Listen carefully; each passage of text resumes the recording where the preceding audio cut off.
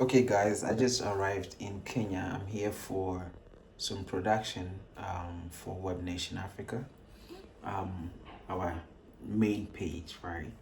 And so I just checked in my hotel, Airbnb, so to speak. So I'm just gonna just do a quick walkthrough so you guys can check it out. Enter. That is my Airbnb. It's a very minimalistic kind of Airbnb. Right on your left is the washroom.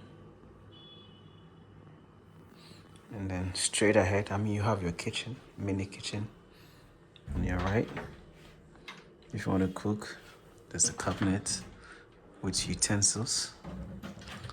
I don't think I'm going to need it, but they have a microwave here, salt and pepper, whatever it is.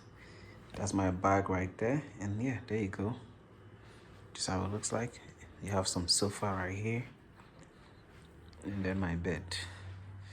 I'm sure they have Netflix. They say they have internet, so I'll connect to it. I've not yet connected to it. So this is it. So there you go. And I have a very nice view, by the way. From the, it's not a balcony. It's just a window view. Overlooking the whole of Kenya, Nairobi. Yeah, there you go. It's a very nice view. I'm single. I'm alone. I don't think I need too much. Just this is good. So that's my apartment here in Nairobi, Kenya. This is my fourth time of being here. I've lost count, gentlemen. So yeah, I'm here. I'm filming some videos for Webnation Africa. And so I'll be here for 11 days and I'll just go straight to Zanzibar for 4 days, come back again to Kenya for the next morning of my flight back home to Ghana. So I'm going to be out of Ghana for 15 days approximately, and I'll be back in Ghana. In the meantime, I'll be vlogging. I'll be making some videos for you guys as well. All right, so stay tuned. So I'm here in Kenya, Nairobi, and I'm here. He's African American or Black American?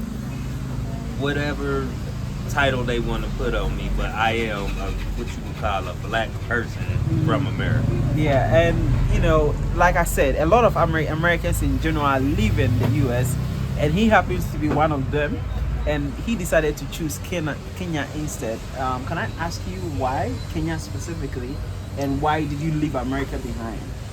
Well, I would say Kenya specifically because it's not really a drop off in lifestyle. So coming from America, we like used to certain things, certain amenities. So like in Kenya, they have like a lot of those amenities as far as like malls, stores, restaurants, things of that nature. The roads aren't too bad opposed to, you know, other African countries. So I would say like being like, as far as what you would consider like a first world country in Africa, I would say it was like, it's the closest to that besides, you know, like South Africa. Now, I've heard someone say that America is turning into a third world country. What is your take on that statement? You say America is turning Someone into what? said that America is turning into a third world country with the high cost of living, people becoming homeless. Now, you know what's happening in places like even Skid Row. People with corporate jobs, 9 to 5, they are making about 30, 40, 50K, but still homeless and can't even afford accommodation. That's true. And they're claiming they're having a better life abroad than they are in the US. What is your take on this specifically? I wouldn't say like, because like in a third world country, okay, so in America we have all type of resources that's still available. Yeah. I mean, you got Section 8, you got EBT as far as you can get food stamps. It's all kind of resources. You got homeless shelters. Yeah. So like in a third world country, okay, let's take for instance, like let's say we're in Kenya right now. If you don't have any food, you can't go to the government and say, can I get some food stamps? Or there's no homeless shelter you can check in. Or in America, okay, so we saying third world. I don't know any third world country where people was walking around with $1,000 iPhones and Jordans on. So in one aspect, you know, it's becoming hard to maintain your level of living as far as paying rent, getting food, just living to a certain standard that you want to live to. I say Americans, we are very spoiled. Really? We very spoiled, so now, you know, it's becoming tight, and we comparing that to a third world country. It's not even a comparison. I like that. I think that paints a very good picture. Now, the gentleman here, do you have something to say? Yeah, I wouldn't call America a third world country. It's definitely difficult to live at a certain standard. Because even though you're making more, it costs so much more to live. And, you know, that may be what people are saying. They're saying I can't do the things I used to do or like to do cheaply or more or as affordably as I used to. I know a lot of people, they can find that out here. So that's another reason why people may say come abroad, because they can do the same things they like to do in America. Where, you know, if it's just hanging out or doing things like that here, cheaper, right now. But in any place, you know, the cost of living is going to continue to go up as people continue to come in. And even here, where you have the UN come in and expand in here, and you've got more foreigners coming in and investing, it's going to drive the cost of living up here as well. So what's happening there is probably happening in a lot of places, but it's likely to happen more and more here as the years go on. That was my whole idea and objective, to where even when I was in America, I wasn't really living an expensive life. I would eat out a lot, but that was about it. Coming here, it was more like trying to relocate, but also get settled, and that was my whole motive in buying land.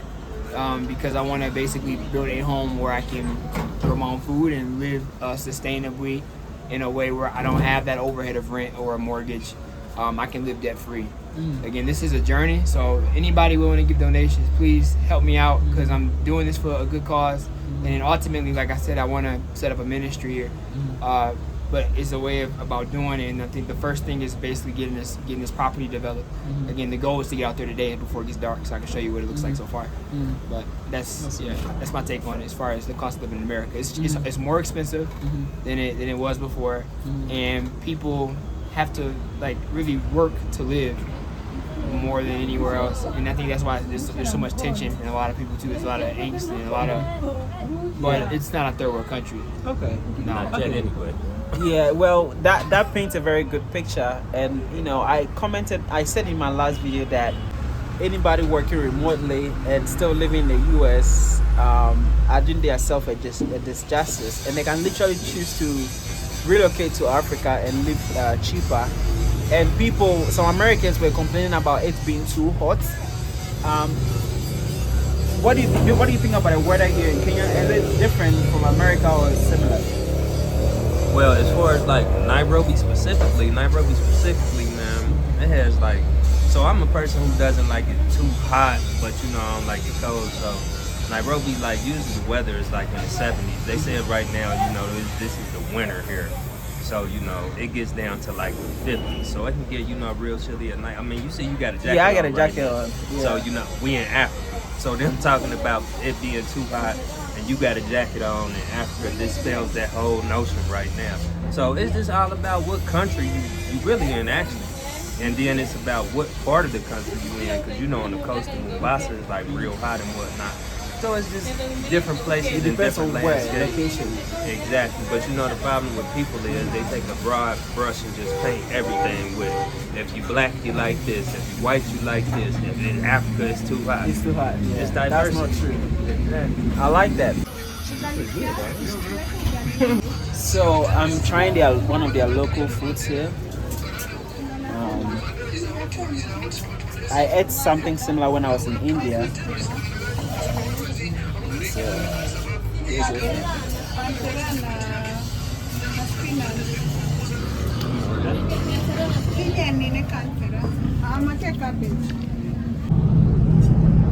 are doing a little bit of road trip here in Nairobi. Where are we going again? Naivasha. Naivasha. Okay, so we're on our way to Naivasha. And that's how the road look like.